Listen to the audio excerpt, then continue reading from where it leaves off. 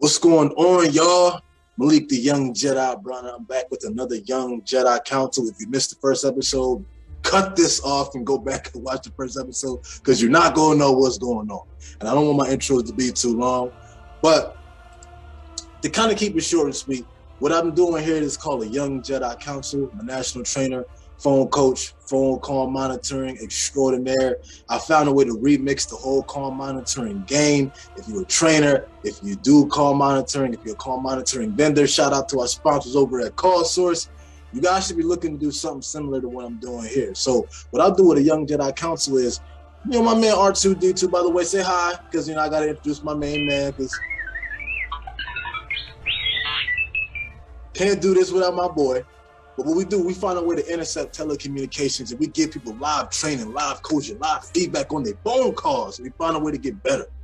Okay? So I got a phone call from another gentleman here. Situation I'm sure we're finding ourselves in at these dealerships a lot nowadays.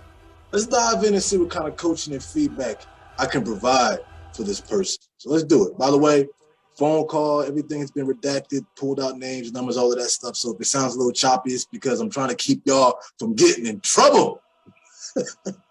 All right, so let's dive into this phone call. I have a question about the SRT Hellcat challenges you guys have. Let me send you over to sales.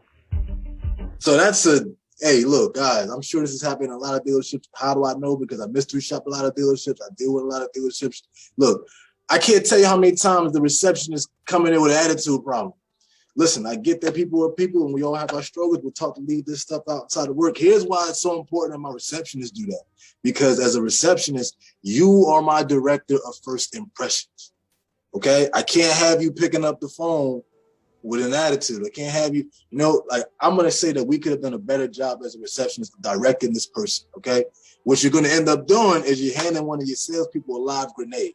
All right, so let's make sure that our receptionists are ready to pick up those phones in the morning. That's important. You didn't even tell him where he was going. Let me transfer you. How about you tell him what's going on? Oh, more rings than Tom Brady. If you pay for this lead, where are my customer experience people at that are focused on customer experience? You don't want to too many rings. Way too many rings. How may I help you?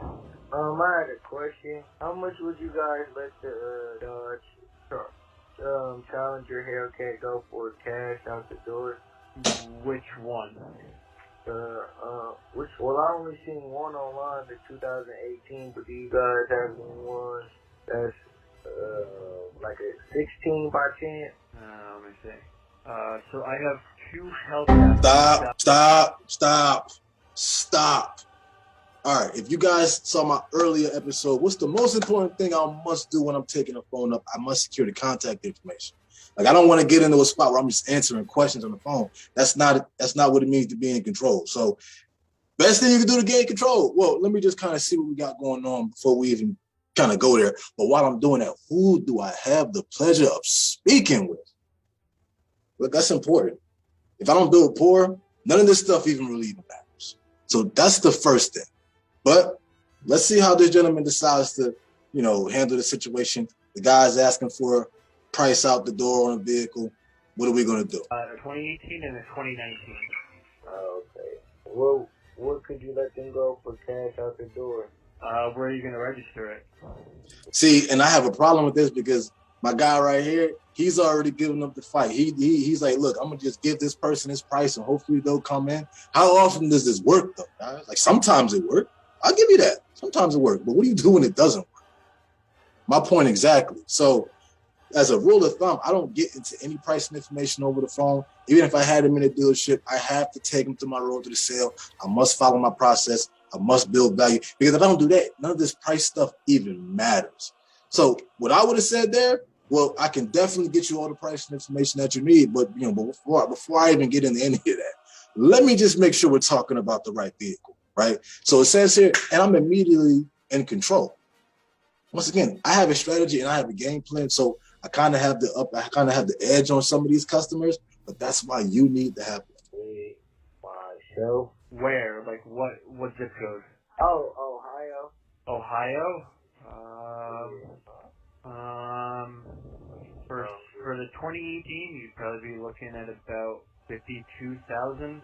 For the 2019, you're probably looking about 66.5. Oh! Now, why do we not want this to happen on the phone? It's pretty simple, right? Because the price you just gave him is not the price that is going to appear when I slide that pencil. There's always confusion. Even if it's a price that we know is reasonable, don't they always seem to have an issue with it? I mean, again, and I'm not trying to insult any consumer because I'm a consumer myself. There's just no value in giving them price information over the phone. If you're going to give the person price before they come in, send them a video. It's the best way to really build your value. But you kind of put yourself in a bad spot when you do this. 8,900 on here though. Yeah, 48,944 with everything else that you would have to pay for. Oh, okay. So if I can't. But we don't even know if this is the right car for this guy because we're not setting proper expectations. And ADA says the number one reason why a person won't buy a vehicle is because it landed on the wrong car. But I got to tell you this, if the person picking up that phone does not have a strategy, does not have a game plan, that's also something that can keep a person from scheduling an appointment and coming to your dealership to buy a car. So make sure you're on point. With 40, you wouldn't take it. With 40,000? Yeah. No. You wouldn't? No. Okay.